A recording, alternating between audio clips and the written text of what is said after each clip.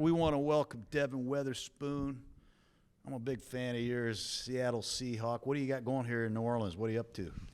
Just a couple of business moves that I needed to get done, and I'm out here visiting, you know what I'm saying, trying to see the city of New Orleans. So. I usually don't spend much time interviewing DBs. I never liked any of you guys. I worked on the offensive side of the ball, but that's self-explanatory. Yeah, I just want to get you going because I know if I can piss you off, you'll interact with me better. But I want to know, you come into the league out of Illinois, you're a high draft pick, top 5 pick. Most guys in the secondary don't go that high. Yeah. You have a hell of a rookie season, and then there's a coaching change. Here comes Mike McDonald over from the Ravens. What's been the biggest transition, and maybe give us an impression of what it's like playing for Coach McDonald? It's easy to play for Coach McDonald, honestly, because he just allow you to be yourself, just like Coach P did.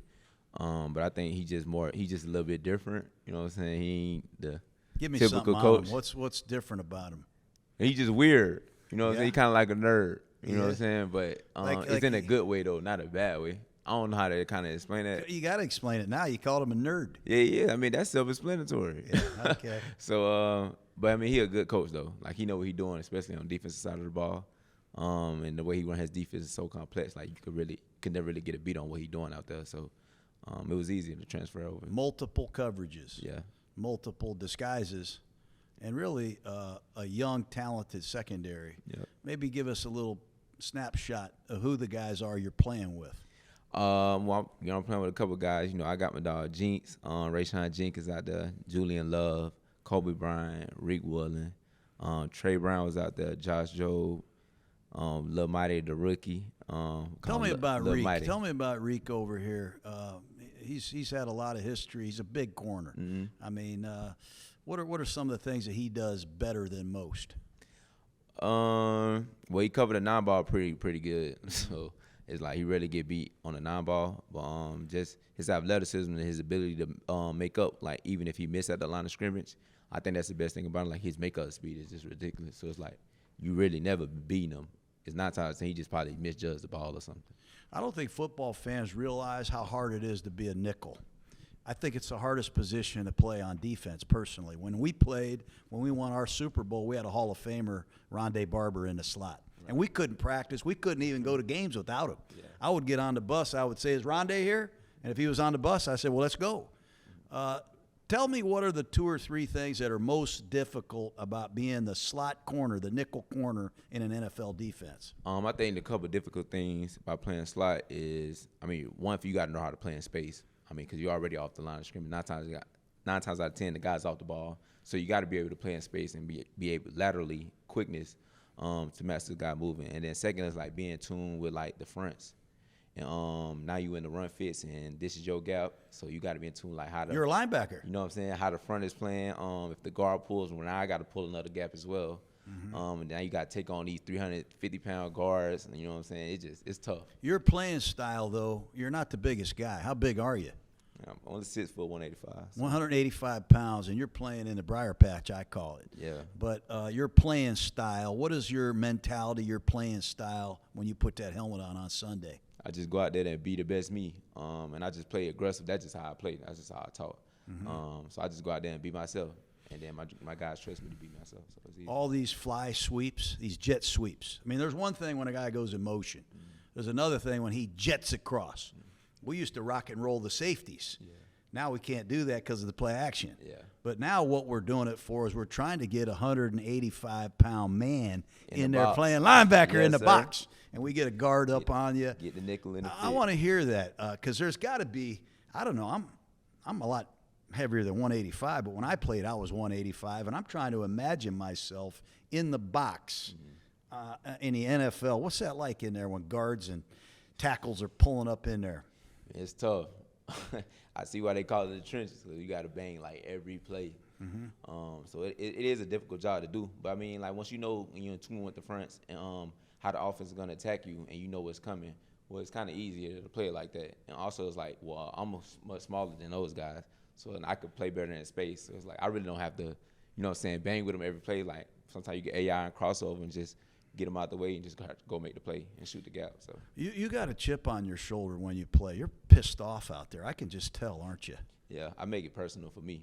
that's just a thing that I do though. Is that something from Pensacola? Or I don't know. I know Roy Jones Jr. came out of Pensacola. Yeah, definitely. But is that something that you grew up with? Yeah, it's always been me. Like I said, I've been on the sides my whole life, so it's like a lot of people count me out just because I was little.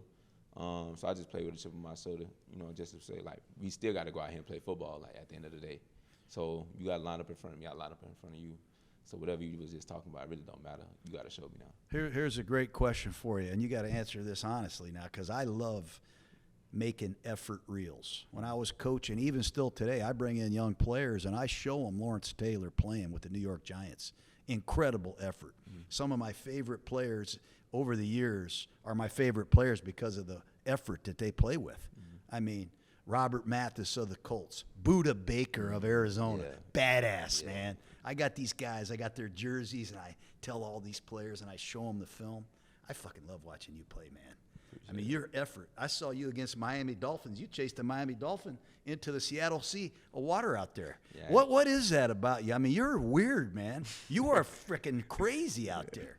Nah, I mean, I just got to play with, like, just unconscious effort, just so my teammates could trust me. Like, even if a play do break, like, well, we got a person that at least try to go get it down. You know what I'm saying? So I just got to play with my hand on fire when I'm out there.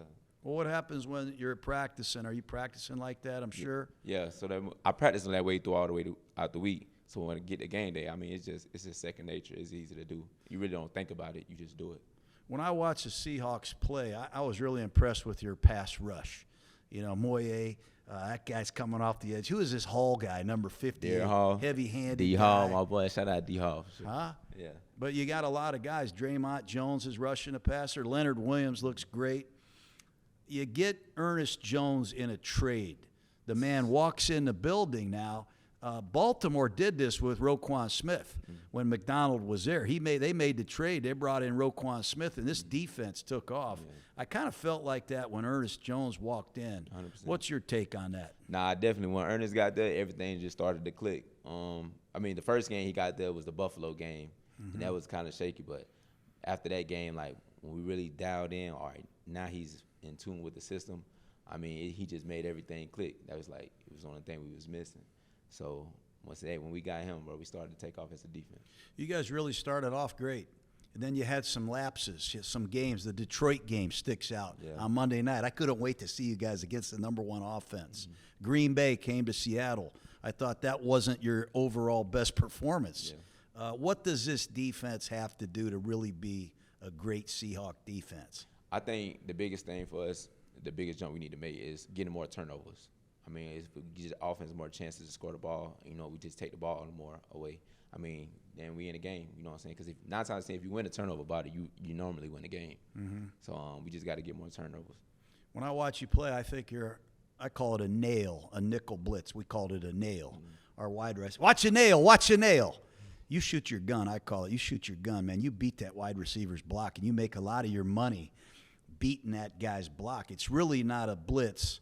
You're just key and run and firing away. Yeah. What's the recipe, the key to doing that? The key to doing it, I mean, is film study. If you know what's coming 9 times out of 10, you can play ahead of the play. Like, what are some of the tips where you know it's coming? Stances? You can say that. You go, well, the backfield really tells you everything. Because, I mean, even the pistol, now you can't get a run read off of that. But once he's, like, gun far, 9 times out of 10, it's an RPO read. Gun far. Mm-hmm. They gonna read the nickel. If the nickel shoots, I'm gonna throw the RPO screen. Well, if he stay with the screen, then I'm gonna just hand it off. Yeah. So it's like 9 times out of 10 they read the nickel anyway. I hate bubble screens. I fucking hate them. I hate quick screens. I know you. That's why I'm here with you. That's why I'm your biggest fan.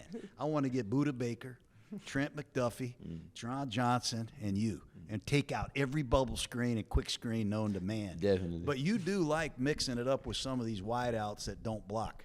And you like just shedding them and making the tackle, yes? Yeah, it's very easy. A lot of receivers in the league don't block. There's very few that do.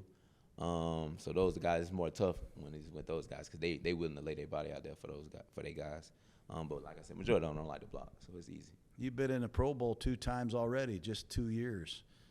Your peers think a lot of you. I talk around the league. I got a lot of friends. They seem to have a lot of respect for you.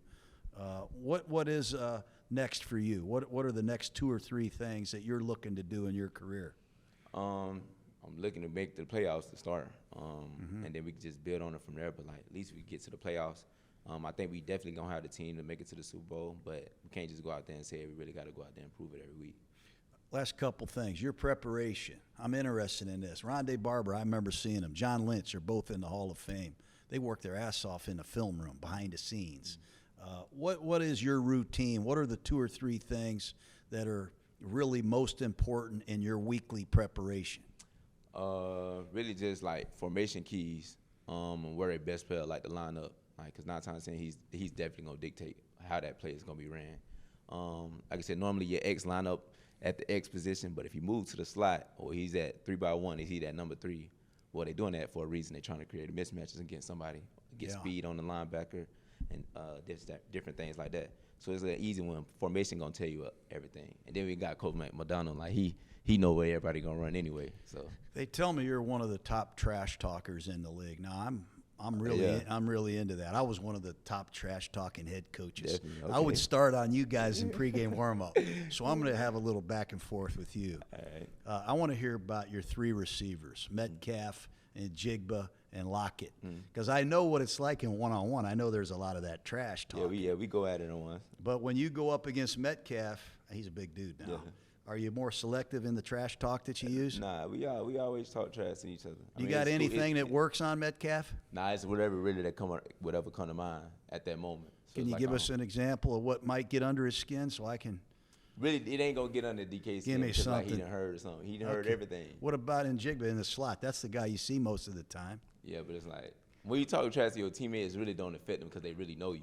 You know what I'm saying? So it's like it really don't really work on them unless you like get the best of them majority of that day. Those 3 receivers got to make you better, though. When you go up against those guys twice a day in training camp, yes? Yeah, they made me very better. Like I get a variation of every receiver against those 3 guys. So it's like DK, the bigger guy. You got Jax, the more finesse guy in the slot, and then Lockett, who can literally do everything. So it's like we get all those throughout the week. Game day come, well, it gets pretty easy. So if I showed up, let's say I come back coaching, and I'm playing against you, I'm going to be looking for 21. Yeah. There he is over there. I'm going to say, hey, let me see you fire back at me. I'm going to say, hey, Spoon, you silver spoon, spoiled little brat. Oh yeah. That's Yeah. what I'm gonna tell you. I coach Woodson. You look like a woodpecker. Oh yeah. Yeah. You ain't coaching me though. I'm killing you, man. I am killing you. I'm laughing at you. You got a nice necklace. Where's your Super Bowl ring? It's work. It's on the way. Yeah. I think I'm taking you to the house, man. I'm laughing at you because now you got to. Are you That getting don't pissed, work though? against me. Am I motivating you to? Nah, that don't really work against me because when you talk shit to me, that ain't gonna do nothing but help me play better. I got other stuff written down here. So it's like be careful you're gonna press my buttons because that's really gonna make You it better worse for put you. your big boy pads on, Witherspoon. Better put your mouthpiece in. Yeah, you probably somebody I just laugh at. I just laugh at you, Coach. Man, I'm disappointed. I've been on YouTube. I've been looking up some of your stuff. Some of your stuff you should be ashamed of. Oh yeah, why? Yeah, no, I'm just kidding you, man. Oh, I was gonna say, nah, I'm gonna be me. I'm gonna be myself. That's just who I am. So it's like I ain't changing for nobody. I do have to ask you the last thing is some of your uniforms, those fluorescent uniforms that you guys wear. When you go to the stadium and you see you got to put that thing on, are you like, oh, shit? Or does it matter? It really don't matter to me what you wear. It's all about how you play when you wear the uniform. So it don't really matter. And what's the key to being durable? I mean, not a lot of DBs can go wire to wire. It's a physical game. You got to tackle tight ends, backs. You're at the bottom of the pile in the briar patch. Yes. But how have you been able to stay healthy and be there every Sunday for the Seahawks? Like I said, that's just off-season workouts and training. I try to put a little bit more armor on coming back to the training camp because you know you're going to lose weight during camp anyway. So I try to protect myself doing that. And that was one of my goals this past year, is play all 17 games, and I did. And I left unharmed. So I'm just going to do the same thing I did last year and just build on it this year and just continue to do that. And when you're out there and that Seahawk crowd is loud, Yeah, it's real. I mean, It's a lot real. of people don't realize this. It's real. It's hard on their defense because we're on offense and they're trying to intimidate us and make it crazy. It's but the same thing for the defense. You guys, it's hard on you guys, isn't it? You guys got to communicate the coverages and all that stuff. Yeah. So you have to use hand signals, nonverbal communication. Yep, hand signals, nonverbal communication. There's also, we practice that throughout the week, especially if we playing at home. You already know, get ready. Third down, get ready. So like soon we already gonna have an idea what coach gonna call. So we kind of ahead already. But when third down hit, you already know. All right, the crowd gonna get loud. First thing we gotta do is hear the play. Yeah. That's the number one key. Get the play down, then we can get the adjustments within the play. So it's tough though. Not only on the opposing team, but it's tough on our defense as well. And then just real quick, like, give me a couple things that really fire you up. What are outside of football? What is it that really gets you excited? What do you like? Oh, I really just play video games, bro. Really? I just play the game. That's it. Get out of here. That's it. What else? That's it? Yeah, I play the video game. And then what are some things that bother you? Like, Nothing really bothers me. I don't really get in tune with stuff that's gonna bother me. I stay away from that. You know, make life much simple. I love watching you play, man. I got to tell you, your effort and the way your style of play, you're one of my favorite guys in the league. Appreciate that. You got anything you want to add to Barstool? I'm just making this transition. Nah, I just want to appreciate you guys for having me out here. Keep doing anything. Appreciate Is it. the AFC West, like, give me a forecast. Where do the Seahawks fit with Arizona, the Rams, the 49ers? I should be asking you that. Yeah. What do you think we fit? I think you guys are right in it until the end. I think everybody's good right now. Yeah, you know. Division games is a tougher game because your opponent know you so well, so they know how to play you. And But when you look at the quarterbacks, when you look at Stafford, you know he can make all the throws, and he's going to throw it. He's going to stick it in the tightest that wins. The other guy in Arizona, Murray, I don't know how you defend him. Yeah, he quick, he's short, he hard to tackle too. It's tough. But like I said, we got Coach Mike McDonald, so we got to answer to everything. All right, man. Keep it going. Good luck, Devon. Yes, sir. Thanks for joining me. Appreciate you.